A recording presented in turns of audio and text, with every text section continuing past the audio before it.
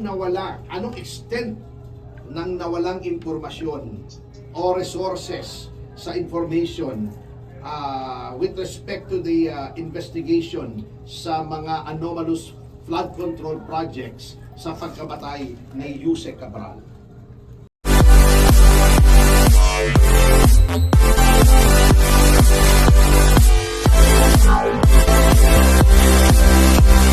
Nagbabalik ang GSSO Tomasio at Ferdy Tomasio At Miss Juvie de Guzman. ating oras Alas 11:48 ng umaga.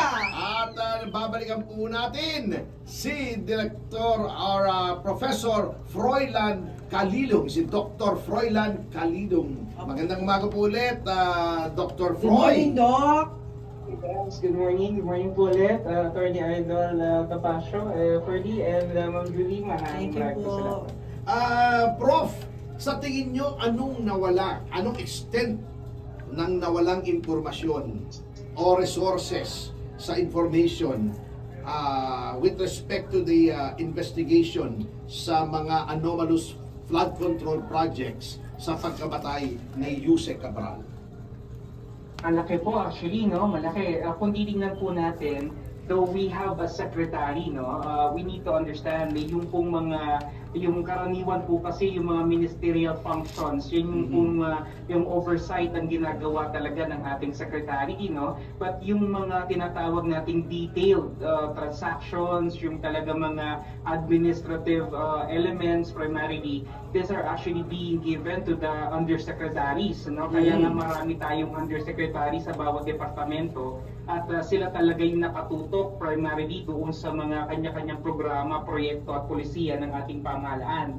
So kung sa lawak at lalim ng karanasan at kaalaman, I think masasabi ko talaga, no, we really lost an integral piece in this puzzle we call the flood control scandal mainly.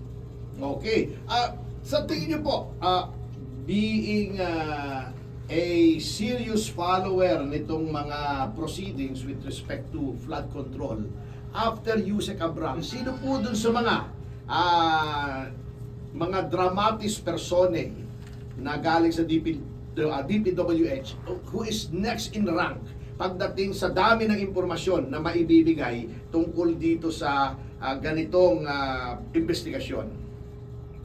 Well, I think without a doubt, Yusek Bernardo, no? Yun. I would say, no, because he's one of the more seasoned engineers tsaka talagang technocrats dito sa DPWH. I believe siya talaga yung mas marami pang maibibigay sa atin. Although, I think marami na naman siyang naibigay sa atin ng mga pyesa, no, ng mga nakaraang hearings. But I think we could definitely get a lot more from him in the coming days. Yun yung sanang gusto natin ditong makita sana, no, Attorney, because we really need everything that we could have at the moment to shed light on this issue, especially now that the ICI is already conducting their investigation at sabi nga nila nagla-livestream na sila, although iisa pa lang yun na Iisa pa lang, oo.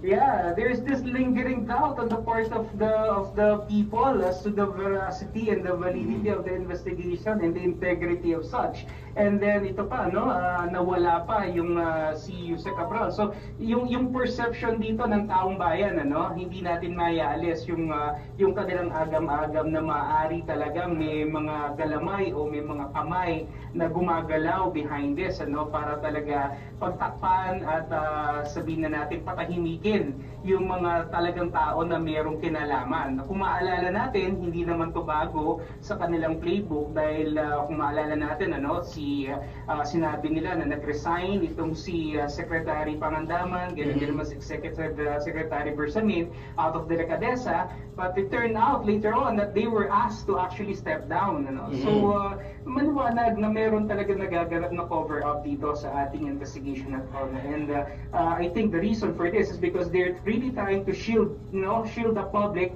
perception again away from Malacanang and away from the powers that be. Okay, sabi nyo, there is this lingering doubt sa mga utak ng ating mga kababayan na may cover up, hindi malalaman ng katotohanan. Para sa inyo po, what will it take for the government to do para mawala po itong mga dudang ito sa isipan ng ating mga kababayan?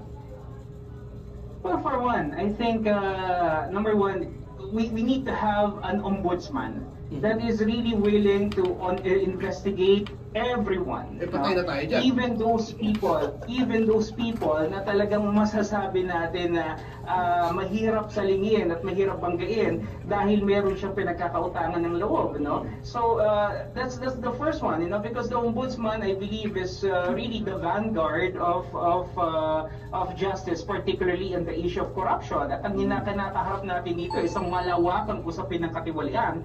Kinakailangan talagang mag-step up yung ombudsman, no? Pero even the ombudsman, alam naman natin na may lingering doubt pa rin doon. Ayun nga, hindi na siya, Prof, hindi na siya vanguard Vanguard na siya Oo.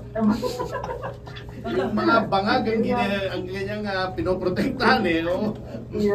That's another thing. So we need to have functional institutions na hindi po talaga dapat nadidiktahan at namamanduhan ng Pangulo. Pero kung titignan po natin, everything is actually being held under hostage by the President. No, we have the Congress under him. We have even the Supreme Court or the justices to some extent are also siding with him. The DOJ definitely is under his control, and the cabinet definitely will be under his whim. So it's really hard, no? And unless the president will really try to say that he is willing to undergo whatever it is that the demands, like for example, full accountability ng kanyang lahat ng kanyang pondo, including his confidential funds, yung pagkakalik niya rito sa flood control issue, the insertions, the signing of the GAA, even what the public is demanding that he submits himself to a hair follicle test. I think all these things will somehow,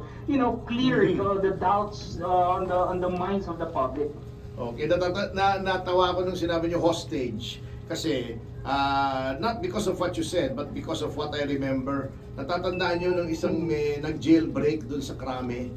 At for some reason, nakapasok siya dun sa selda ni Laila de Lima. At hinostage si Laila de Lima. And then nakikinig pala ng radyo yung isang sa mga household staff namin. Tumakbo sa kwarto ko, Sir, bakit? Sir, narinig na yung balitaan yun. Si Senator de Lima, ginawang hostess. Ginawang hostess! Yung pala hostage. Mali yung rinig niya. Prof, meron pala kayong mga huling pasabi sa panahon ito para sa ating mga kababayan tungkol sa issue nitong flood control, Chuchu? Well, basically po, yung lagi ko pong sinasabi, we have to be relentless. We have to stay vigilant, no? Alam niyo po, ang ating pong pamahalaan, maliwanag po yung kanila pong playbook dito, no? Yung ginagawa nila. Number 1, denial. Number 2 is deflection. Number 3 is orientation sa ating mga kababayan. Sana po maliwanag sa atin, no? Yung kanilang nais na gawin para po at least alam natin na every time meron pong panibagong issue na sila papalutangin, alam natin kung paano ibabalik, okay, let's go back to the flood control. I mean, hindi natin siguro kinakailangang i-ignore yung mga bagong issue na to, pero hindi natin po pwedeng kalimutan po itong napakalaking money heist na tinatawag, no? I grabe talaga. Money heist because this is the biggest pillage of the budget in the history. At ang nakakalungkot dito, Attorney, sa ating mga kasama is that hindi pa po sila tapos, hindi pa po sila talaga natitinag. Dahil kahit dito sa ating panibagong budget, the same procedures, the same things are actually being said, being evident, And nakakalungkot po, na talagang tila wala po tayong magawa. Pero as a people, yung collective voice po natin is very, very important. Okay, thank you, Prof. Pasensya na. I have to cut you off here sapagkat magbibigay daan na po tayo sa ating susunod na programang Senyor Balita! kasama si... Senyor Ray Pacheco! Kaya po, ito po si Atty. Ferdy, Mr. Sexapil Tomasio. At ako naman si Miss Juvie de Guzman! Nag-iwan po ng mga katagang susupin sa inyong pagnanasa. Kikitil sa inyong mga kasalanan! At titimo! Sa inyong kaisipan ay... Mr. President, titimo! Inyong kaisipan na huwag makiki-apin! Join us! 1, 2, 3, yeah!